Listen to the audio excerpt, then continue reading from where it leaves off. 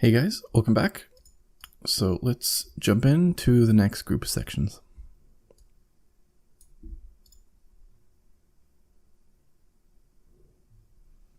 So we just finished with the value offer section, and now we're into the urgency blocks. So these are also really cool sections. All these sections include countdown timers. So if anyone likes using countdown timers, this is definitely a section or a bunch of sections that you'd like to check out. So as you can see, they all include this sort of style of countdown timer in different formats. So let's just go top to bottom and kind of look at the settings within this section, because there are quite a few. The first is the background color, pretty self-explanatory. Next we have the text color. So I believe this is all the text for the section. Yep.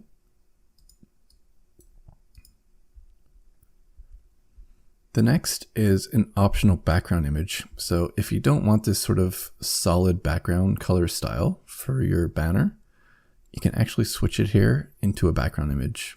And similar to our banner up here, we can choose an image. And it also by default has that sort of parallax effect, as you can tell here. But we'll just turn that off for now. I think we're pretty familiar with that already. Here we can set the height of the section on the desktop. And it's important to note that these height settings are actually only related if you have a background image on there.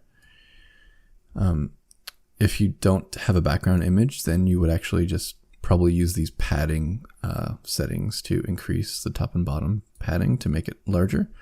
But if you do decide to use a background parallax image, then these are how you would change the height of the section. And again, there's different settings for desktop and mobile here. So if we switch over to the mobile, you can see it's quite long right now, so we can lower it down a little bit to shrink it down. This is where we upload the image. So this is probably going to be a product image here. So let's just open up our one pack product image here. As you can see, this looks a little bit funny with the background image on there. So I'm just going to turn that off here. Also note that we have the darkness filter as well for background images. But let's just turn off the background image, and I think this looks a little bit better for this style of image. So a solid background color. We actually have control in this section of the shadow, which is a little bit unique. So we can have a small, medium, or large shadow behind the image. So you can see that's the large shadow type. And if we switch to small, you can barely kind of see a small shadow around the image. Next is which button type would you like? So you can either have the button go to the bundle section, and I realize the bundle section's hidden right now, but if we did unhide the section and we set that, then it would automatically scroll down the page for the user to the bundles. We can also do a direct add to cart button here instead of scrolling to the bundles. However, if we do a direct add to cart, obviously we need to tell this section which product we would like to be added to the cart once they hit this button. And we do that down here. So you can see it's split up into two, depending on which button type that you select here. Will dictate which group of settings you're going to want to look at. So if you do the go to bundles, you're going to want to look at these go to bundles button settings. So this is the text on the button and the button color. And if you do a direct add to cart type button, then you're going to want to look at the direct add to cart button settings. And as a small note here, just saying what I did, essentially, these settings only apply if you select the direct add to cart type button. So this is where we're going to select our product that we want this add to cart button to be linked with. So for this one, since we did do the one pack image upload, I'm just going to do the one pack product. And you can see that we have the add to cart button now for this product here. This is where we can change our call to action text. So that would be this text element right here. Offers expires in, I'll just make a change so you guys can see that. So this is fully customizable. You can also bold or unbold the text here as well. And so this is the left and right text padding. So by increasing this, we can also change the way that this text is displayed. This is the font sizes for both desktop and mobile. So you can see that we have separate settings again. So if I jack up the mobile all the way up to 70, you can see there's no effect on the desktop screen. But if we look at the mobile screen, that is far too big. So let's bring that back down to 30. And I think we should actually lower this. Yeah, that looks nicer.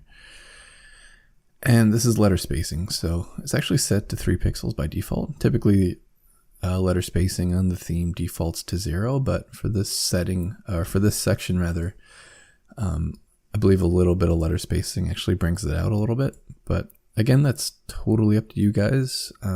0 also looks good. So now we're into the countdown type. So this is where things might get a little bit more confusing, but once you understand these sort of countdown type settings, then you're basically going to be able to use any of these countdown sections that we're about to go through, because they all kind of follow the same sort of settings options. So the first setting is countdown type, like we said, and there's 2 options. It can either count down an X amount of time, like 4 hours, for example, or it can count down to a certain date and time. So, for example, you'd like it to count down to March 3rd, 2022, for example, or something like that. Maybe not that, because that'd be a long way away. 2021, let's say that. So that's the different types. And again, depending on which type you go with is going to dictate which group of settings that you want to focus on. So let's leave it on this for now, countdown X amount of time. And then that's going to bring us to the countdown X number of time, if applicable. So here's where we can set how long we want the countdown to last. And notice that when you bring the section onto the page initially, that the timer has nothing on there. And that's not a bug. That's just kind of the way it works within Shopify. So in order to see your countdown live, you're actually going to have to do a save on the page. So once this is done saving now, you'll see the 4 hours. And obviously for the live theme, if you previewed this theme in the browser outside the customizer window, you would see this working straight away. So that is this. Again, you can just set the time, so minutes, seconds, hours, days here. Pretty self-explanatory. If we did select the countdown to a certain date and time, then that's why we would use this particular area. So let's say 2021, and we'll do July 24th. Let's put that in there. So you can see that it never updated the timer yet. And again, it's because we need to click the save button before we see updates in the timer within the customizer window. So now that we have that inputted, let's just click save.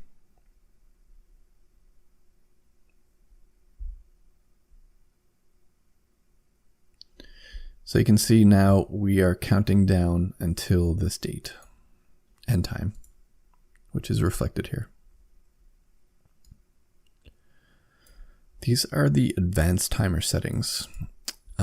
So this is actually only applicable if you do the countdown X amount of time type of timer. And I'll explain why. So the way this works is it's enabling local storage of timer data. So if we save the page right now, we'll see that the timer is going to default back to that 4 hours. And even though we had it set as 4 hours before, it's going to go back to 4 hours. And again, if we do a refresh of the page right now, then you'll see that it's going to totally reset itself again every time the page is refreshed back to that 4-hour mark. So you might not want that in cases, right? Because if you have a customer that visits your page and it has the countdown timer, you probably don't want it to reset when they click refresh, right? You want it to save the timer data basically to their browser data, and then have it update for the specific customer. So the way we do that is with this local storage of timer data. So it's important to note here as well that we're actually not using cookies to do this. We're using this local storage of timer data instead. So we're actually not sending any of this data back to any Shopify servers or servers that we control. This storage data of the timer data in this case is actually stored locally within the user's browser. So if they did actually use a different browser, so if they visited your site in Chrome, for example, and then an hour later visited the site in Safari, this wouldn't work because the local storage data is within the Chrome browser in that case. And so yeah, there's a description about it here as well if you forget what I'm saying here, or if you guys someone never saw this video. So enabling this feature will save user-specific timer data to each user's web browser. So if their user reopens or reloads using the same browser at any time in the future, this countdown timer will not reset itself on their screen. But this is the important part. So please note, once you turn on this feature, you will no longer be able to modify the amount of time remaining on this timer for any user that previously visited your webpage. So what that means is if we bring in this section here and a user visits our page with this live section, and the timer data for this section is saved to their browser, then the timer data for this specific section is never going to be updated again for that user.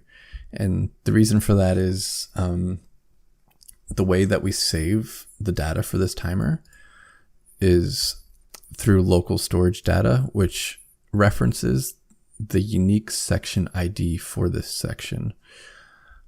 So I realize it's probably a little bit complicated, I guess, but basically what it means is, like, if you create a countdown timer with this section for 4 hours, after the visitor visits the site initially, after 4 hours expires, they will never again see any timer for this section, essentially, because the local storage is always going to say the timer expired.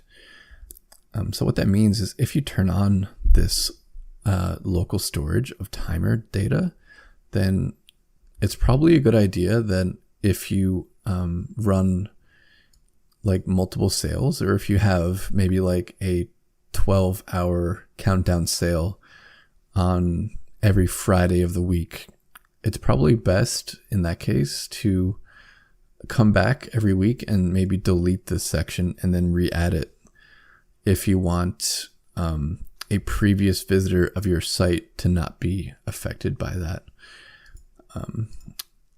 Again, though, now that I say it out loud, that might be overkill as well, because it's always going to work for new customers to your site. So there's also a good argument that if you set it for a 12-hour countdown, let's say for this Friday, and a visitor visited your site on the Friday, then maybe you don't want to show that 12-hour countdown timer again exactly the same way in the next Friday coming up.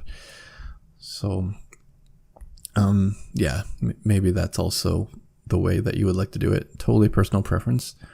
If you have any questions about this in general as well, definitely reach out to our customer service team. I know it's a little bit confusing, but hopefully this description here helps clear that up as well. And I'll move on from that now. And the final setting that we have here is hiding the timer after the time runs out. So After this 4 hours expires, we can either choose to just display it as 0000, or we can choose to hide the timer completely as well. Apart from that, we just have the typical padding sections and the animation settings as well. So I realized that was a bit of a weird section, but really cool section, super powerful. If you run these sort of like limited time countdown sales, obviously this is great for instilling urgency in your clients. So recommend you check out this section, and that's it for this one. Thanks for watching.